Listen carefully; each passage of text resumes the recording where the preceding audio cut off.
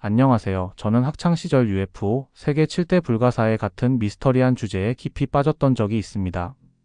밤을 새며 토론하고 관련된 자료들을 찾아보며 점점 미지의 세계 속으로 빠져들던 때였습니다. 그 중에서도 초고대 문명설은 저에게 큰 흥미를 주었고 오랜 시간 자료를 찾아보며 몰입했던 기억이 있습니다. 이번 영상에서는 그때의 관심과 탐구했던 내용을 떠올리며 초고대 문명설을 다루어 보려고 합니다. 하지만 단순한 믿음이나 편향된 시각이 아니라 가능한 한 객관적인 입장에서 접근하려고 노력했습니다. 다양한 주장과 반박 그리고 대중문화 속에서 어떻게 이 개념이 활용되는지까지 함께 살펴보며 균형 잡힌 시각을 전달해 드리고자 합니다. 그럼 흥미로운 초고대 문명의 세계로 함께 떠나보시죠. 초고대 문명설 개요를 먼저 살펴보겠습니다. 초고대 문명설은 인류 문명의 기원이 우리가 알고 있는 것보다 훨씬 더 오래되었으며 고도의 기술력을 지닌 문명이 선사시대에 존재했을 가능성을 주장하는 이론입니다.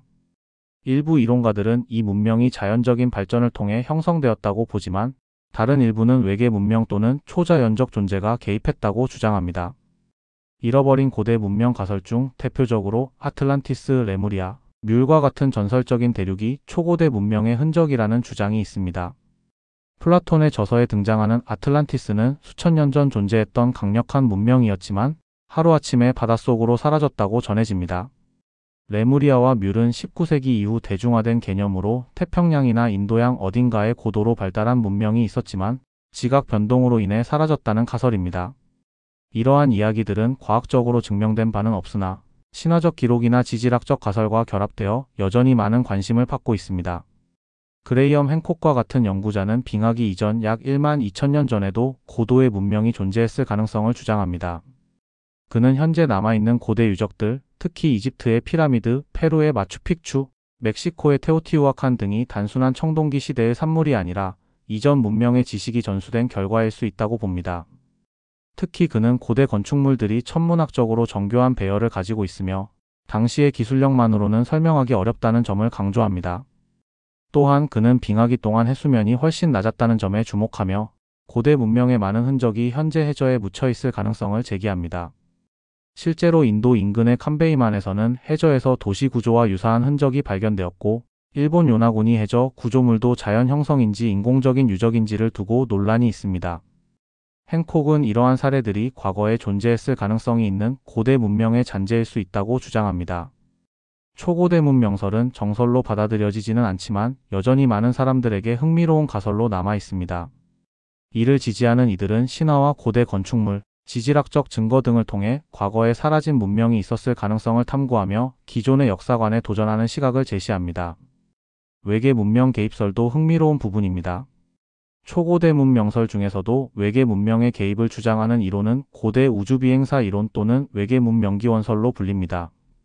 이 가설을 지지하는 일부 연구자들은 과거 인류가 단독으로 문명을 발전시킨 것이 아니라 외계 문명의 도움을 받았거나 직접적인 영향을 받았다고 주장합니다. 이 이론을 대중적으로 널리 퍼뜨린 대표적인 인물은 스위스 출신 작가 에리히 폰 데니켄입니다. 그는 1968년 출간한 저서 신들의 전차에서 외계 생명체가 수천 년 전 지구를 방문해 인류에게 문명의 기초를 가르쳤다고 주장했습니다. 데니켄의 주장에 따르면 고대의 신화와 전설에 등장하는 신들은 실제로 신적인 존재가 아니라 높은 기술력을 가진 외계인들이었으며 인간들은 그들을 신으로 숭배하게 되었다는 것입니다. 그는 여러 유적과 문헌 기록을 근거로 삼아 자신의 이론을 뒷받침하려 했습니다. 가장 많이 언급되는 사례 중 하나는 이집트의 피라미드입니다. 피라미드는 당시 기술력만으로 건설하기에는 지나치게 정교하며 정확한 천문학적 배치를 보이고 있습니다. 또한 몇몇 피라미드 내부에서 발견된 고대 벽화들은 일부 연구자들에게 비행기나 로켓을 묘사한 것처럼 보이며 이는 외계 문명이 개입한 증거라는 주장이 제기되었습니다. 또 다른 예시는 페루의 나스카 지상화입니다. 나스카 사막에 그려진 거대한 그림들은 하늘에서 보지 않으면 그 형태를 알아볼 수 없습니다. 이는 고대 인류가 외계 문명과 소통하기 위해 그렸을 가능성이 있다거나 외계인들이 착륙 지점으로 사용했을 수 있다는 등의 주장으로 이어졌습니다. 마야 문명과 수메르 문명의 기록 역시 자주 인용됩니다. 마야 문명의 신화에는 하늘에서 내려와 지식을 전수한 존재들이 등장하는데 이를 외계 문명과 연결짓는 시각이 있습니다. 또한 수메르 문명에서는 신들이 인간을 창조했다는 기록이 남아 있으며 일부 초고대 문명설 지지자들은 이를 외계 생명체가 유전공학을 사용하여 인류를 창조한 증거로 해석합니다.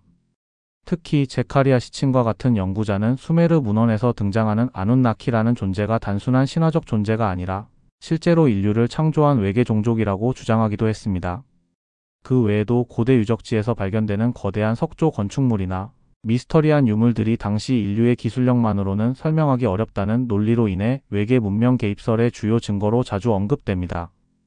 예를 들어 티아후아나코의 푸마풍쿠 유적은 정밀하게 절단된 거석 구조물로 이루어져 있으며 현대 기술 없이 어떻게 이러한 건축이 가능했는지에 대한 의문이 제기되어 왔습니다. 이러한 주장들은 과학적 증거보다는 해석의 여지가 있는 요소들을 조합한 가설이기 때문에 학계에서는 인정받지 못하고 있습니다. 하지만 히스토리 채널 L의 유명 프로그램 고대의 외계인을 비롯한 다양한 미디어에서 지속적으로 소개되면서 대중들에게는 큰 영향을 미쳤습니다. 해당 프로그램에서는 역사적 미스터리를 외계 문명과 연결짓는 방식으로 설명하며 결론을 단정 짓지 않고 이것이 외계인의 개입일 가능성이 있을까? 라는 식의 표현을 사용함으로써 시청자들의 상상력을 자극하는 전략을 취합니다.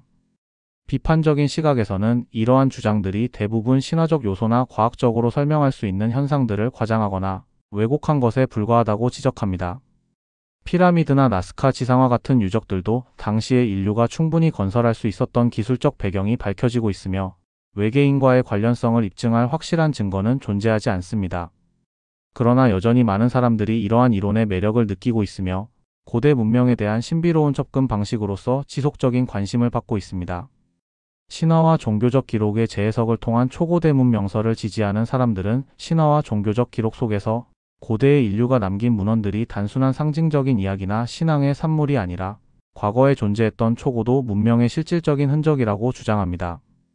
특히 세계 여러 지역에서 공통적으로 등장하는 하늘에서 내려온 존재들, 신들이 인간에게 지식을 전수했다는 이야기들은 단순한 신화가 아니라 실제했던 역사적 사실을 왜곡해서 기록한 것이라는 해석을 내놓습니다.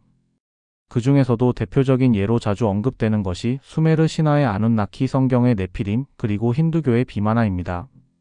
초고대 문명설을 지지하는 사람들 사이에서 가장 많이 인용되는 신화 중 하나는 수메르 신화의 아눈나키입니다. 아눈나키라는 이름은 하늘에서 내려온 자들이라는 뜻을 가지고 있으며 이는 초고대 문명설 지지자들에 의해 하늘에서 온 존재들, 즉 외계 생명체로 해석되곤 합니다. 이 개념을 체계적으로 정리한 인물은 체카리아 시친으로 그는 수메르 점토판에 기록된 내용을 해석하면서 아눈나키가 단순한 신화 속 존재가 아니라 실제로 지구를 방문한 외계 문명이었다고 주장했습니다. 그의 주장을 정리하면 다음과 같습니다. 아눈나키는 태양계의 가상의 행성인 니비루에서 온 존재들로 이들이 수십만 년 전에 지구를 방문했다. 이들은 자신의 필요에 의해 노동력을 사용할 종족을 원했고 원시 인류의 유전자를 조작하여 지금의 인간을 만들어냈다. 수메르 신화에 나오는 신들, 즉 엘릴, 엔키 같은 존재들은 실제로는 아눈나키 중에서도 서로 다른 역할을 수행하는 개체들이었다. 이들은 인류에게 농경, 건축, 천문학 등 문명의 기초를 전수했으며 그 흔적이 수메르의 기록으로 남아있다. 이후 니비루로 돌아갔으나 지구를 계속 관찰하고 있으며 다시 돌아올 가능성이 있다. 이러한 가설은 현대학계에서는 인정받지 못하고 있으며 시친의 점토판 해석 자체가 많은 오류를 포함하고 있다고 지적받고 있습니다. 그러나 그의 저서 지구 연대기 시리즈는 상당한 대중적 인기를 얻었으며 지금도 초고대 문명설을 지지하는 사람들에게 큰 영향을 미치고 있습니다. 초고대 문명설을 지지하는 사람들은 성경에 등장하는 네피림을 고대의 신적 존재 혹은 외계 문명과 연결짓기도 합니다. 네피림은 구약 성경 창세기 6장 1절 내지 4절에 등장하는 존재로 하나님의 아들들이 인간 여성과 결합하여 낳은 자식들로 묘사됩니다. 창세기 6장 4절에서는 그때의 땅에는 네피림이 있었고 그 후에도 하나님의 아들들이 사람의 딸들에게로 들어가 자식을 낳았으니 그들은 용사들이었고 옛 사람들 중 유명한 자들이었더라라고 기록되어 있습니다. 이 문구를 해석하는 방식은 여러 가지가 있지만 초고대 문명설 지지자들은 이를 다음과 같이 해석합니다. 하나님의 아들들은 단순한 신화적 존재가 아니라 외계 문명이거나 초고도의 기술력을 가진 종족이었다. 이들이 지구의 여성들과 결합하여 태어난 것이 네피림이며 이들은 신화 속 거인족 또는 영웅들로 기록되었다. 이들의 존재는 단순한 전설이 아니라 인류가 실제로 고대의 더 높은 지적 존재들과 접촉했다는 증거이다. 노아의 홍수는 네피림과 같은 강력한 존재들이 지나치게 많아지고 타락했기 때문에 신이 그들을 제거하기 위해 벌인 사건일 가능성이 있다. 일부 해석에서는 네피림을 그리스 신화의 티탄이나 북유럽 신화의 요툰 같은 거인족과 비교하기도 합니다. 또 다른 해석에서는 네피림이 고대의 왕족과 귀족 계급의 기원이 되었다고 주장하기도 합니다. 과학적으로는 네피림의 존재를 입증할 직접적인 증거가 없으며 네피림을 외계 문명과 연결짓는 주장 역시 신화적 해석의 범위를 넘어서지 못하고 있습니다. 하지만 이러한 가설은 여전히 여러 초고대 문명설 지지자들에게 흥미로운 주제로 남아 있습니다. 힌두교 신화에 등장하는 비만하는 하늘을 나는 전차 또는 비행선으로 묘사됩니다. 인도 서사시 라마야나와 마하바라타 같은 문헌에서는 신들이 타고 다니는 공중 이동 수단으로 자주 등장합니다. 예를 들어 라마야나에서는 랑카의 왕 라바나가 신의 비행선인 푸시파카 비마나를 타고 여행하는 장면이 나오며 비마나는 자유롭게 하늘을 날 수 있는 기계로 묘사됩니다. 초고대 문명설을 지지하는 사람들은 이러한 기록을 단순한 신화적 요소로 보지 않고 실제로 과거에 비행 기술이 존재했거나 외계 문명이 개입했을 가능성이 있다고 주장합니다. 그들의 해석에 따르면 비마나는 단순한 신화 속 이동 수단이 아니라 실제 비행 기술이 존재했다는 암시일 수 있다. 일부 기록에서는 비마나가 강력한 무기를 장착하고 있으며 공중전도 가능하다고 언급되는데 이는 고대 인류가 항공 기술과 무기를 보유했을 가능성을 시사한다. 마하바라타에는 신들이 공중에서 전쟁을 벌이며 강력한 에너지 무기를 사용하는 장면이 나오는데 이는 과거의 핵무기와 같은 강력한 무기가 사용되었을 가능성을 보여주는 것일 수도 있다. 이와 관련하여 인도의 고대 도시 모헨조다로에서 높은 방사능 수치가 검출되었다는 이야기가 종종 언급되지만 이는 과학적으로 신빙성이 부족한 주장입니다. 그러나 이러한 이야기들은 초고대 문명설 지지자들에게는 여전히 흥미로운 증거로 여겨지고 있습니다. 초고대 문명설을 지지하는 사람들은 전 세계의 신화와 종교적 기록을 과거에 존재했던 실제 문명의 흔적으로 해석하며 특히 아눈나키, 네피림 비마나와 같은 개념들이 단순한 신화가 아니라는 주장을 펼칩니다. 그러나 주류 학계에서는 이러한 주장들을 검증할 역사적, 과학적 증거가 부족하다고 보고 있으며 신화는 그 시대 사람들의 문화와 상징 체계에서 비롯된 이야기로 해석하는 것이 일반적입니다. 하지만 초고대 문명설은 신비로운 역사적 요소들과 결합하면서 여전히 대중적으로 많은 관심을 끌고 있는 주제입니다. 대표적인 연구자 에리 폰 데니켄과 몇몇 학자의 주장을 통해 초고대 문명설을 살펴보겠습니다. 그는 외계 문명이 인류에게 문명을 전수했다는 주장을 펼친 선구자로 평가받고 있습니다. 그의 이론은 일반 대중에게 많은 관심을 끌었으며 오늘날에도 초고대 문명설을 신봉하는 사람들에게 큰 영향을 주고 있습니다. 데니켄의 주장의 핵심은 다음과 같습니다. 과거 지구에는 지금의 인간보다 훨씬 높은 지능과 기술력을 가진 외계 문명이 방문했으며 이들이 인류에게 농업, 건축, 천문학 등의 지식을 전수했다. 신화와 전설 속 신들은 사실 신적 존재가 아니라 지구를 방문한 외계 존재들이었다. 인류는 그들의 존재를 신으로 숭배하였으며 그와 관련된 흔적들이 고대 유적과 문헌 속에 남아있다.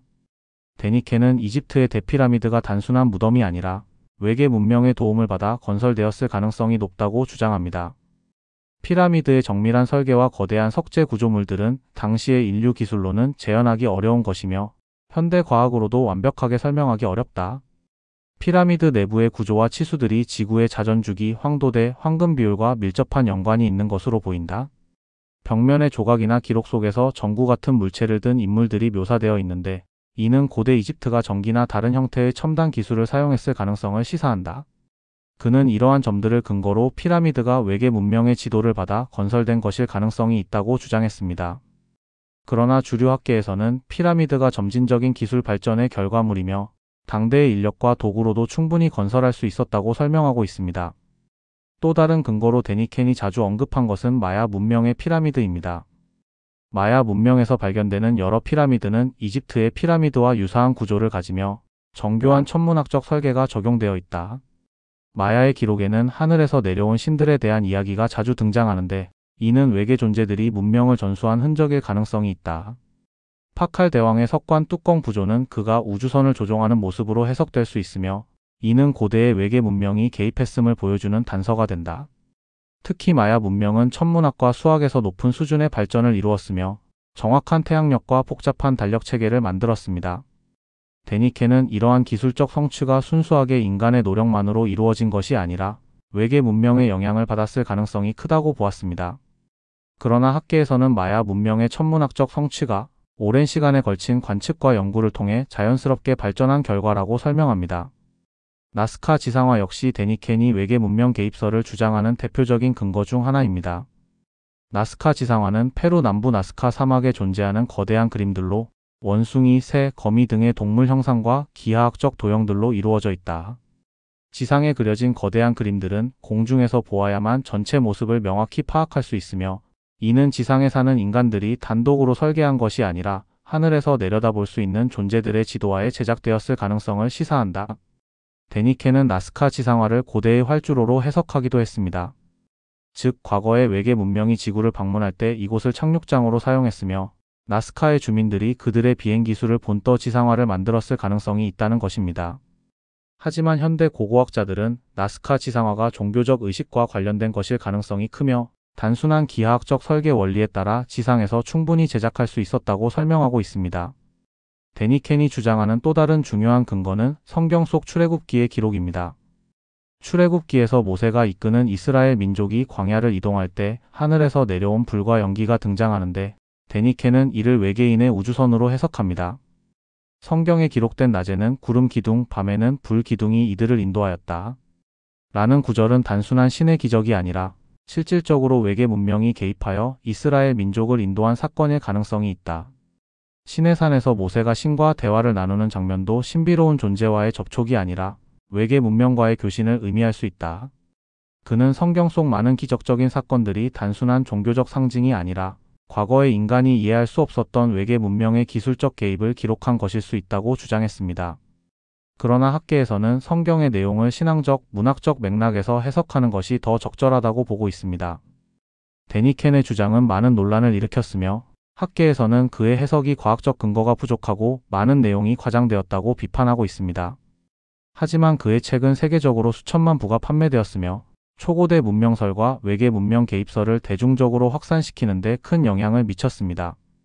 그의 이론은 과학적 논증보다는 신비로운 역사적 유적과 기록을 새롭게 해석하는 방식으로 사람들의 흥미를 끌었으며, 이후에도 많은 연구자와 작가들이 유사한 이론을 발전시키는 계기가 되었습니다. 결과적으로 데니켄의 이론은 학계에서는 인정받지 못했지만 대중문화와 SF 장르에는 큰 영향을 미쳤으며, 오늘날에도 초고대 문명설을 지지하는 많은 사람들이 그의 저서를 참고하고 있습니다. 그레이엄 행콕은 초고대 문명이 존재했으며 자연재해로 인해 사라졌지만 후대 문명에 영향을 주었다고 주장합니다. 그의 대표 저서 신의 지문에서 이집트 피라미드와 오리온 자리의 연관성을 강조하며 약 1만 2천년 전 빙하기 이전에 고도의 문명이 있었을 가능성을 제기합니다.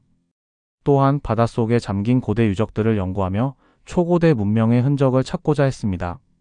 세카리아 시치는 수메르 신화를 바탕으로 아눈나키라는 외계 존재가 인류를 창조했다고 주장합니다. 지구 연대기 시리즈에서 태양계의 12번째 행성인 니비루에서 온 외계인들이 지구의 금을 채굴하기 위해 인간을 유전공학적으로 창조했다고 설명합니다. 그는 수메르 신화와 점토판 기록을 이를 뒷받침하는 증거로 제시하며 인간의 기원이 외계 문명과 연관되었을 가능성을 주장합니다. 학계의 반박과 비판에 대해서도 간과할 수 없습니다. 고대 문명의 건축물과 기술력은 당시 인류가 가진 도구와 지식을 통해 충분히 만들어질 수 있었으며 오랜 시간 시행착오를 거쳐 발전된 결과물이라는 점이 밝혀졌습니다. 이집트 피라미드나 마야 유적 또한 현대 과학으로 설명이 가능하며 초고대 문명설이 주장하는 외계 문명 개입설은 고대인들의 기술력을 과소평가하는 경향이 있습니다. 또한 별자리와 건축물의 연관성을 강조하는 주장도 문제점이 많습니다. 건축물이 많아질수록 특정 별자리와의 일치 가능성은 자연스럽게 높아지며 이는 우연의 일치를 과도하게 해석한 결과일 가능성이 큽니다. 고대 문명의 건축물이 특정 별자리와 연관되어 있다는 주장은 검증이 어렵고 실제로는 건축물 배치와 문화적, 종교적 이유가 더 중요한 영향을 미쳤을 가능성이 높습니다. 더불어 에리 폰 데니켄, 그레이엄 행콕, 체카리아 시친 등의 주장은 과학적 근거가 부족하며 학계에서 받아들여지지 않는 경우가 많습니다. 특히 이들의 주장 중 상당 부분은 고고학 및 천문학적 연구 결과와 모순되며 실증적인 증거가 부족한 가설에 불과합니다. 초고대 문명설은 흥미로운 가설일 수는 있지만 이를 사실로 받아들이기에는 과학적 증명이 부족합니다. 대중문화에서의 초고대 문명설에서 대해서 알아볼까요? 초고대 문명설은 대중문화에서도 자주 등장하며 특히 TV 프로그램, 영화, 게임 등을 통해 널리 퍼졌습니다. 히스토리 채널의 다큐멘터리 프로그램 고대의 외계인은 외계인이 고대 인류와 접촉했으며 이들이 문명의 발전에 영향을 주었다는 주제를 다루고 있습니다. 초기에는 다양한 고고학적 미스터리를 탐구하는 방식으로 흥미를 끌었지만 점차 과장된 주장과 신빙성 없는 내용들이 포함되면서 학계와 시청자들로부터 많은 비판을 받았습니다. 영화와 게임에서도 초고대 문명설을 기반으로 한 설정이 자주 등장합니다. 영화 프로메테우스는 인류의 기원이 외계 문명에 의해 조작되었다는 설정을 중심으로 이야기를 전개하며 이를 통해 인간의 기원에 대한 신비로운 가설을 시각적으로 표현했습니다. 게임 어쌔신스 크리드 시리즈에서는 선행자라는 초고대 문명이 등장하며 이들은 현대 인류보다 훨씬 앞선 기술력을 가졌던 존재로 묘사됩니다. 게임 내에서 이 초고대 문명은 인간을 창조하고 그들에게 기술을 전수한 존재로 설정되며 이는 초고대 문명설과 유사한 개념을 기반으로 하고 있습니다. 이처럼 초고대 문명설은 대중문화에서 흥미로운 이야기 요소로 활용되며 다양한 작품을 통해 재해석되고 있습니다. 하지만 이러한 설정들은 대부분 창작의 영역에서 다루어지는 것이며 과학적으로 입증된 사실과는 거리가 있습니다. 초고대 문명설은 대중적으로는 흥미로운 주제이지만 학문적으로는 과학적 근거가 부족하다는 비판을 받고 있습니다. 물론 미스터리한 고대 유적과 미확인 유물들이 존재하는 것은 사실이며 아직 밝혀지지 않은 부분이 있을 수 있습니다. 하지만 이러한 미스터리를 모두 초고대 문명이나 외계인의 개입으로 설명하는 것은 섣부른 결론일 수 있습니다. 이론을 접할 때 비판적 사고를 유지하는 것이 중요합니다. 지금까지 초고대 문명설에 대한 다양한 주장과 반박을 살펴보았습니다. 이 이론은 과학적으로 많은 비판을 받으며 신빙성이 부족하다는 평가를 받기도 하지만 여전히 많은 사람들의 관심을 끌고 있습니다. 분명 비판적 시각으로 바라봐야 할 문제이지만 그럼에도 불구하고 우리는 왜 초고대 문명설에 마음이 끌리는 걸까요? 단순한 호기심 때문일까요? 아니면 인류의 기원과 미지의 역사에 대한 본능적인 탐구심 때문일까요? 어쩌면 아직 밝혀지지 않은 어떤 진실이 있을지도 모른다는 가능성이 우리를 이끌고 있는 것은 아닐까 생각해 봅니다. 여러분은 어떻게 생각하시나요? 끝까지 시청해 주셔서 감사합니다.